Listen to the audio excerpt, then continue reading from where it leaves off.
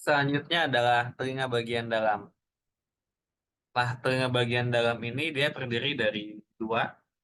Yang pertama adalah tulang labirin, ya, dan ada isinya, yaitu membran labirin. Nah, tulang labirin ini dia yang kuning-kuning tulang, membran labirin itu yang birunya. Di sini akan ada dua organ, koklea dia untuk mendengar dan semicircular duct untuk keseimbangan.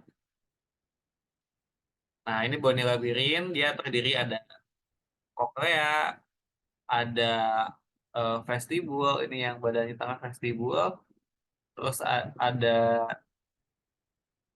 ini ada semicircular kanal ya, nanti ada yang lateral, posterior, sama anterior. Nanti di dalamnya ada periosteum, ada perilim, dan ada endolim, itu adalah cairan. Jadi kalau endolim itu dia seperti interstisial sel, interstisial fluid, kalau yang perilim kayak ekstrastisial fluid. Kalau untuk mau tahu detail kandungannya kalian bisa cek buku fisiologi ya. Nah, yang pertama ini ada yang vestibul ya. Ini dia dipisahkan sama middle ear oleh oval window ya. Nah, ini yang oval window yang nempel dari stapes. Jadi nanti getaran tuh bisa masuk ke sini dari stapes ke oval window. Nanti di dalamnya ada sakwel dan utricle ya. Itu merupakan kantung dari eh, endolim ya. Tadi ada satu lagi nih. Ada vestibular sac. Selanjutnya semicircular canal dia ada tiga, anterior, posterior, sama lateral. Posisinya kalian bisa bayangin aja nih. Itu susah sih ya kali ya. Nanti boleh pakai komplit anatomi ya. Eh, eh. Selanjutnya ada koklea. Nah ini, kalau kita potong ya, sagittal ya, ini sebentuknya dia kayak konus ya, kerucut. Nah, yang tuangnya sebenarnya yang ininya nih, yang oranye. Nah, yang di tengah-tengah ini dia namanya modiolus. Tuh, nanti karena dia ada cochlear duct, nanti terbagi nih ruangan bawah sama ruangan atas. Ada skala vestibul yang atas, yang bawah isinya ada skala timpani. Kalau yang skala vestibul dia akan terhubung dengan daerah vestibul nih, ini bagian atas kan, ke vestibul.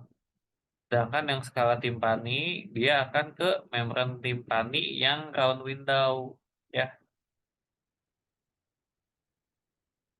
Ini puncaknya namanya helikotrema. Jadi helikotrema itu kayak slit atau celah kecil yang menghubungkan antara skala vestibul sama skala timpani.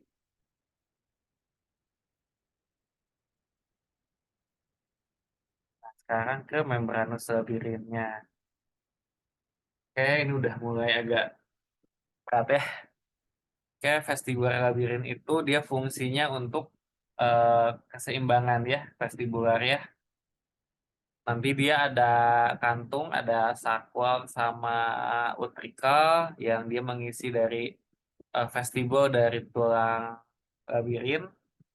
Terus nanti ada ductus ya, nih utriculosacular duct yang menghubungkan ductus sakwal sama utrikel. Oh, di bawah ada ya. Terus juga ada ductus trisemicircular canal, ini yang mengisi boni trisemicircular canal juga. Terus juga ada endolymphatic sac ya, yang di sini kecil ya, sama endolymphatic duct. Dan yang terakhir ada cochlear labyrinth. Isinya spiral kanal cochlea tadi yang eh, buat ini pendengaran ya. Nah, ini sebenarnya gambar tambahan aja biar kebayang ya. Yang ini yang tadi skala vestibul, yang ini skala timpani. Makanya disebut skala vestibul karena menghubungkan ke vestibul.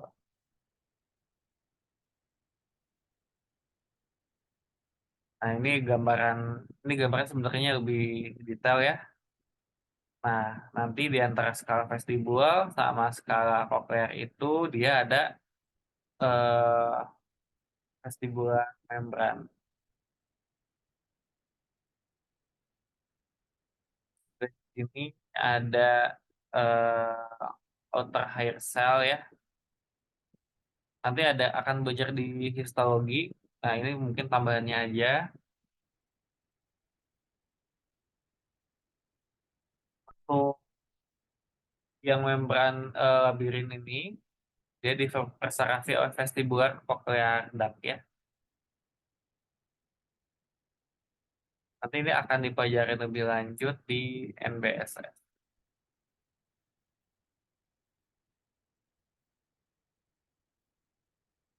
Sama aja sih ya. Ini adalah track dari vestibulospinal, jadi nanti akan jadi di organ ini dia ada kayak hair cell. Tujuannya adalah menentukan posisi atas bawah kepala. Jadi yang menentukan posisi keseimbangan.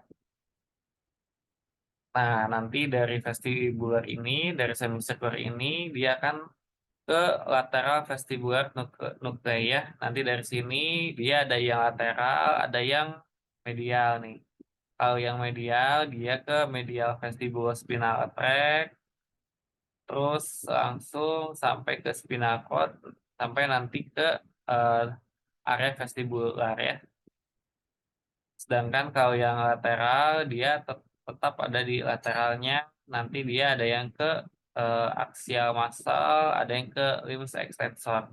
Jadi untuk menentukan keseimbangan itu dia ada beberapa komponen. Ada namanya sistem keseimbangan vestibular yang ada di telinga, ada visual, dan ada proprioseptor. Proprioseptor itu yang ada di otot-otot rangka, ada di tangan. Kayak kalian kalau tutup mata, terus kalian masih bisa pegang hidung kalian, padahal kalian tidak melihat, karena ada proprioseptor, itu kan tahu posisi di hidung di mana, posisi jari di mana. Pasti akan ada skilletnya. Nah, ini adalah utricular dan scapular macula. Nah, nanti nih si rambut-rambut ini yang akan menentukan nih, ini kita posisi lagi di mana. Ketika kita nunduk, kita tetap tahu bawah di mana, atas di mana. Nah, ini ada pergerakan dari endolim nih. Nanti si air cell-nya dia ikut bengkok juga nih. Tuh. Nah, ini yang normal ya. Kita berdiri ketika dia bengkok, dia juga si air cell-nya ikut bengkok nih. Kalau di sini ada gangguan, nanti bisa vertigo. Karena jadi tidak sinkron ya antara sensor dari otot sama sensor dari telinga. Nanti akan ada manuver-manuvernya untuk mengembalikan dari si otolipin.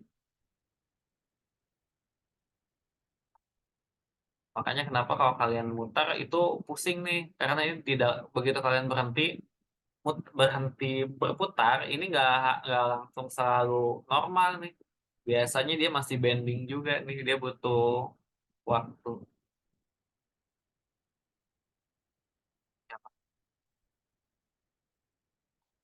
Nah, ini adalah contoh perambatan dari suara. Jadi nanti suara dari eksternal ear dikumpulkan sama gendang telinga, masuk ke akustik, akustik meatus, terus dia akan menggetarkan timpanik membran. Timpanik membran ini akan berosilasi ya naik turun, high pitch dan low pitch. Nanti akan menggerakkan tulang-tulang osikal. Nanti getaran dilanjutkan ke oval window ya, yang oval window ini yang dari vestibul akan ke skala vestibul nih.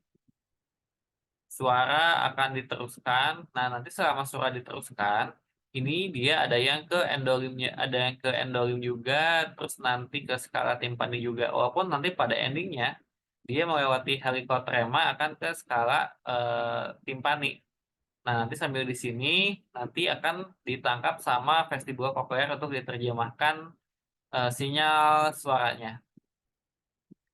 Nah, untuk suara-suara berlebihan, itu tekanannya akan dikeluarkan di, round window. Kan kalau ini dari oval window, ini dari round window. Ya, ini adalah adanya membran timpani kedua. Oke, ini adalah auditory pathway ya, yang tadi dari spiral ganglion, nanti, akan sinaps di ventral cochlear nuclei, terus nanti dia akan lanjut ke superior olivary nuclei, ada yang ke lateral meniscus, ada juga yang ke inferior colliculus, terus sinapse lagi dengan neuron order berikutnya, dia akan masuk ke, eee, medial geniculate body. Nah, ini sebenarnya tinggal dibaca aja ya. Nah, kalau ini susah ya. Jadi kalian kalau mau menghafalkan traktus, kalian harus membagi setinggi traktus apa, fungsinya buat apa.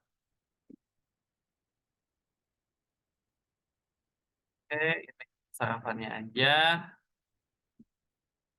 Oke, sekian dan terima kasih untuk, yang ditanyakannya. Silakan didiskusikan dengan Fasil ya.